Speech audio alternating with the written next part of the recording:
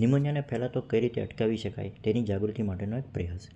જ્યારે ઉધરસ અથવા છીંક આવે એ સમયે નાક અને મોં આડે રૂમાલ રાખવો જોઈએ. હાથ ધોવા જોઈએ, ખાસ કરીને જમતા પહેલાં. ધૂમ્રપાન ન કરવું જોઈએ. ડાયાબિટીસના દર્દીઓએ પોતાનું શુગર કંટ્રોલમાં રાખવું જોઈએ. હોસ્પિટલમાં નિમોનિયાના દર્દીની થયેલી સફળ સારવાર. તમે જ્યારે હોસ્પિટલ આવ્યા ત્યારે તમને શું તકલીફ હતી?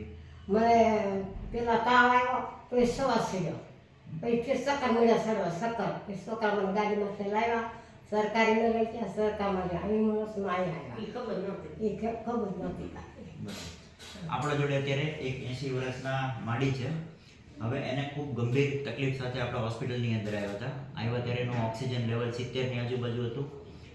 70ની આજુબાજુ ઓક્સિજન હોવાનું કારણ હતું કે એને ગંભીર નિમોનિયા હતો.